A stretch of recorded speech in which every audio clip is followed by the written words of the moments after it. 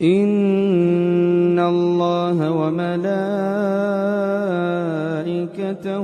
يصلون على النبي. Bismillahirrahmanirrahim. Assalamualaikum warahmatullahi wabarakatuh.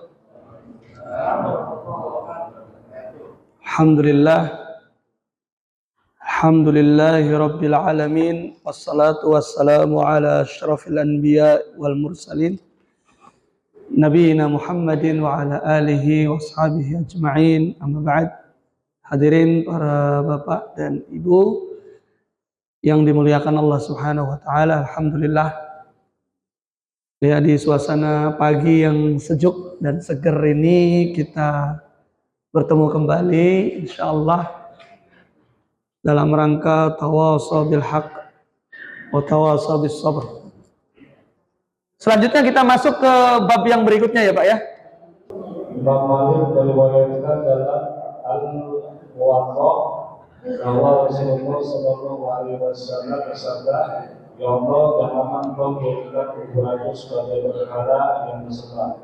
Allah sangat murka kepada orang-orang yang menjadikan kuburan nabi-nabi.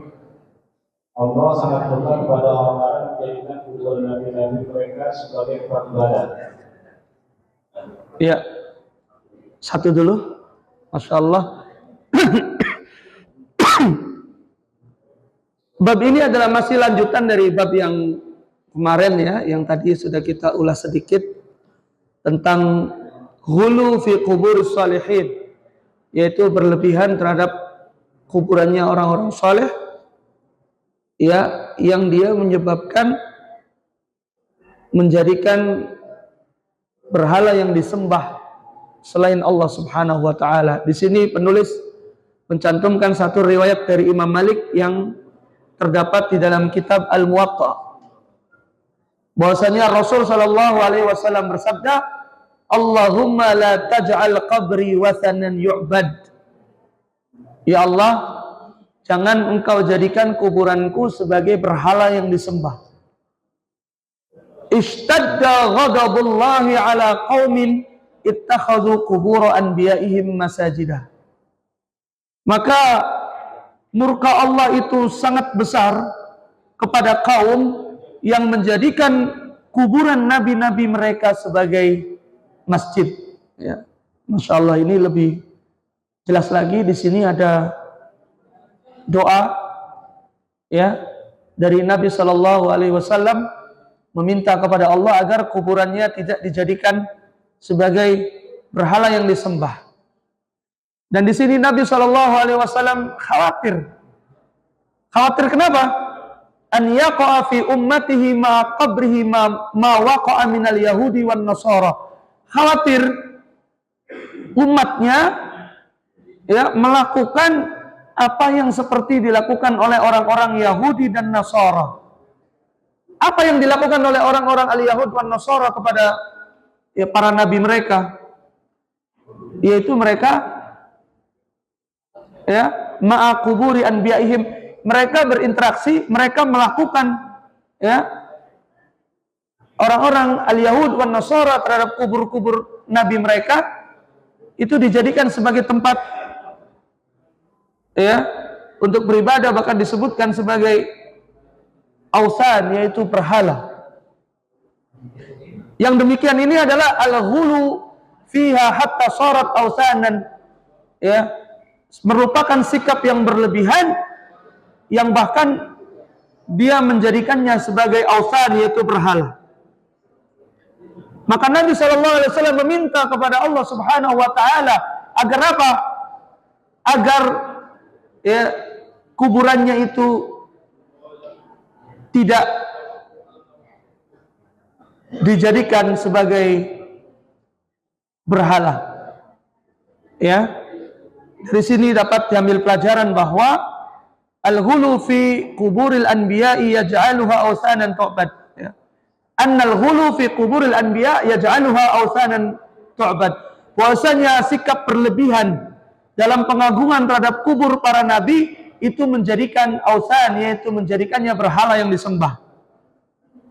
Ya, dan sikap hulu kepada kuburan tersebut yang menjadikannya sebagai masjid, sebagai tempat ibadah, wa hadza yuaddi ila syirik, yaitu dia menjadikan perantara kepada perbuatan kesyirikan. Ya. Demikian. Lanjut, Pak. Lanjut silakan. Diriwayatkan dari Ibnu Jarir dengan sanadnya dari Sufyan dari Mansur bahwa Mujahid berkenaan dengan ayat katakan kepadaku wahai kaum musyrikin tentang kedua berhala yang kamu anggap anak-anak oleh Allah Alat dan Al-Uzza. Mengatakan alat adalah seseorang yang dahulunya tukang memadukan tepung dengan air atau minyak untuk para jemaah haji. Setelah meninggal mereka pun senantiasa mendatangi kuburannya. Demikian pula tafsiran Ibnu Abbas bagaimana dituturkan oleh Abu An-Nisa, yaitu pada mulanya adalah orang yang memadukan tepung untuk para jemaah haji. Ya, Masya Allah.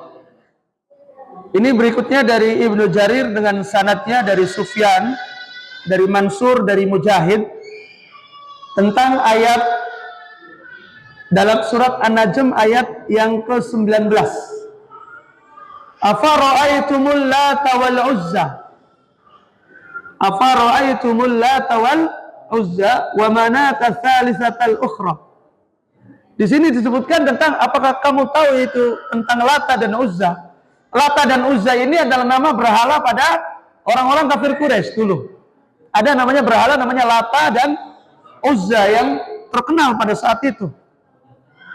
Lata dan Uzza ini siapa? Asal usulnya itu siapa? Lata dan Uzza ini disebutkan bahwasanya ya di sini Lata itu kana yaluttu lahumus sawiq.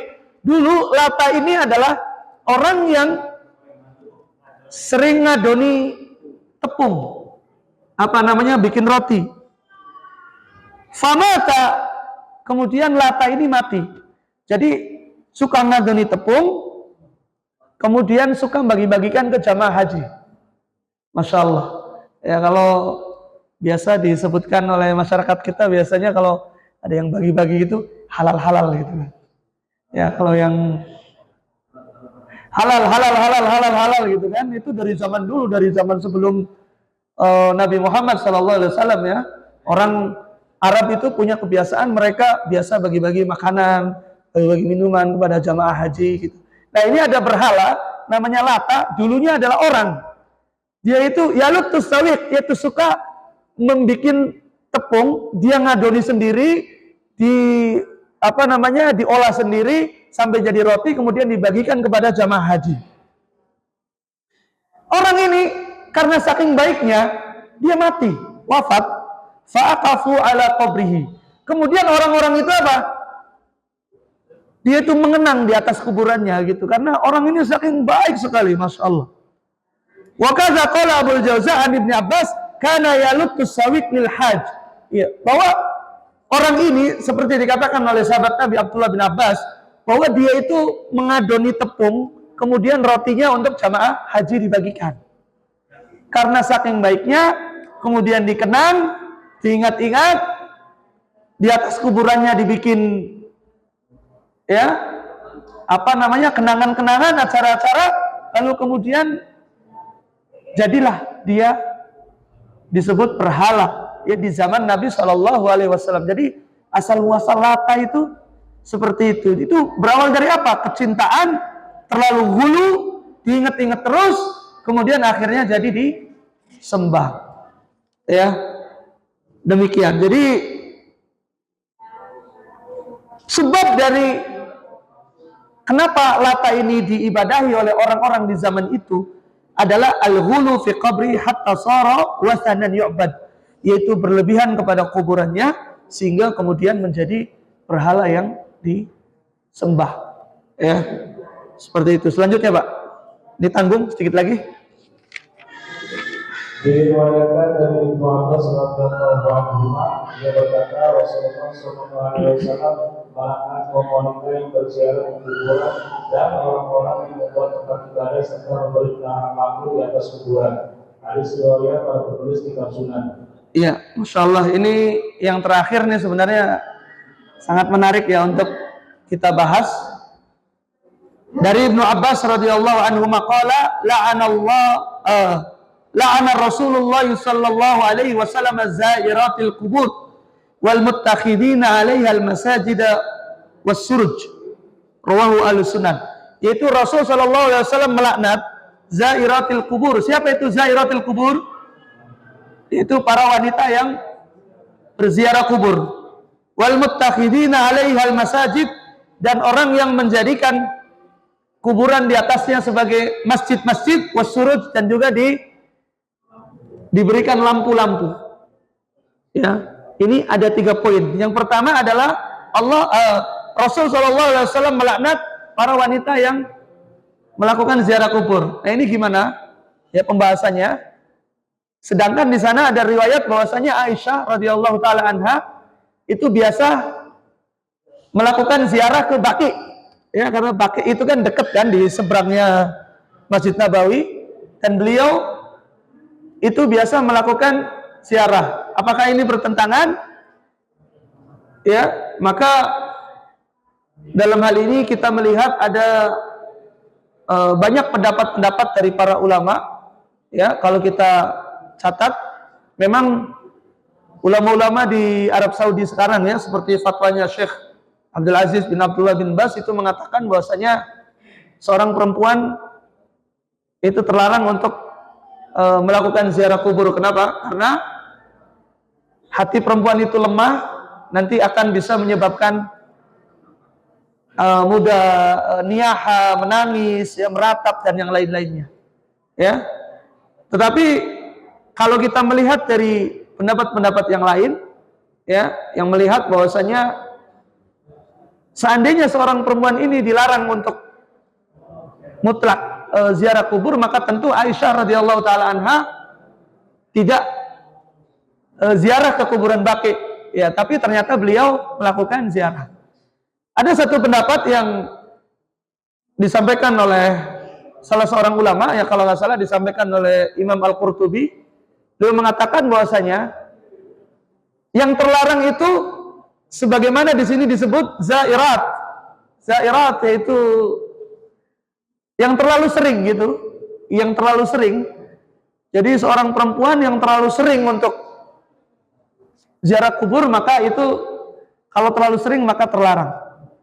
Ya, kita pun melihat terkait dengan hal ini secara umum ya, kalau di masjid-masjid di kuburan-kuburan di Arab Saudi memang ya para perempuan biasanya tidak diperbolehkan masuk, ya kan?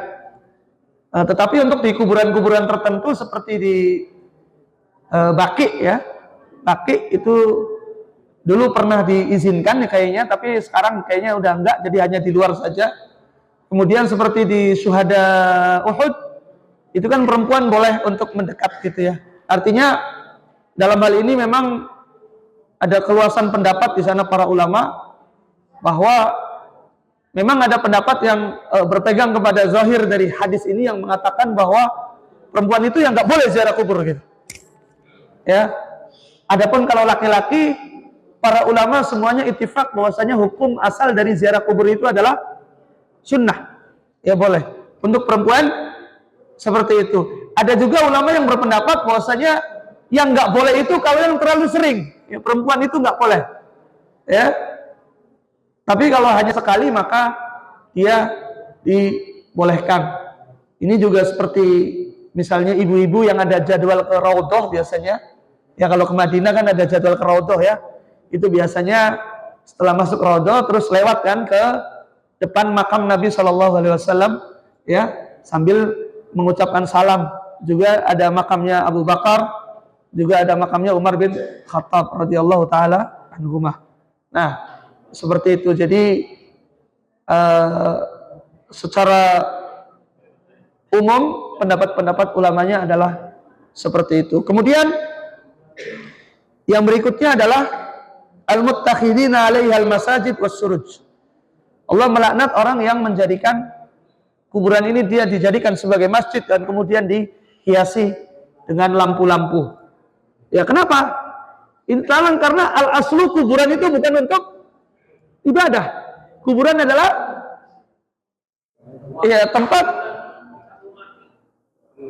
untuk mengingat kematian, ya, untuk mengingat kematian. Dan adanya terlarang di sini untuk dijadikan lampu-lampu, ya memang al-aslunya adalah seperti itu, bukan untuk tempat sebagai rekreasi gitu ya, seperti itu. Tapi kita dapati misalnya di masyarakat kita, Masya Allah, ada orang yang punya usaha bisnis kuburan, bahkan harganya lebih mahal daripada rumah yang ada ditempatin ya, pada saat di dunia ya. Di daerah tertentu itu seperti di mana, di Kerawang ya, ada merek-merek tertentu itu satu komplek untuk dihuni itu harganya miliaran gitu, MM-an ya. Di situ disiapkan nanti kalau misal ada yang ziarah, maka disediakan ada vilanya, ada ininya itunya, sampai orang-orang ya menjadikannya sebagai satu buah gengsi gitu. Hidupnya sudah dipenuhi dengan gengsi, pas meninggalnya pun lebih gengsi lagi, lebih mahal lagi. Nah, seperti itu. Dan Masya Allah kita dapatkan kalau dalam syariat Islam, ya namanya kuburan itu ya dengan tanah, lalu kemudian tidak dibangun megah, tidak dibangun mewah, ya adalah seperti itu yang disyariatkan. Masya Allah, ini sebenarnya pembahasannya cukup menarik ya. Ada satu poin tentang ya pernah ditanyakan kepada Syekh bin Baz tentang kalau seandainya perempuan nggak boleh ziarah kubur, lalu bagaimana mendoakannya gitu kan? Ada. Maka beliau mengatakan bahwa doa kepada mayit, doa kepada orang yang sudah wafat, itu bisa di mana saja. Bisa di rumah, bisa di masjid, bisa dimanapun.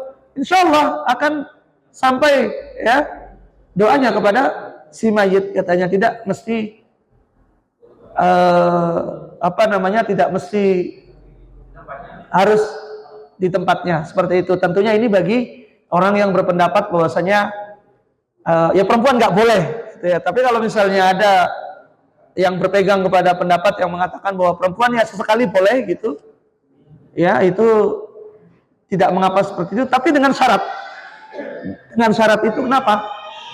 Para wanita, perempuan, ibu-ibu itu lemah, yang kadang-kadang datang ke kuburan bukannya malah untuk mengingat kematian, tapi malah jadi pengen mati gitu, nangis, nggak kuat apa. Nah itu yang dilarang, itu yang dilarang. Dan itu juga diantara sebab pelarangan dari ulama yang berpendapat bahwasanya nggak boleh secara mutlak itu seperti itu, karena hati wanita itu sangat lemah ya.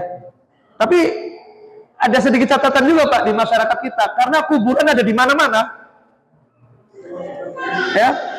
ya kadang karena semakin sempitnya lahan itu, sekarang lahan di dekat kuburan juga banyak perumahan-perumahan gitu kan, rumah-rumah.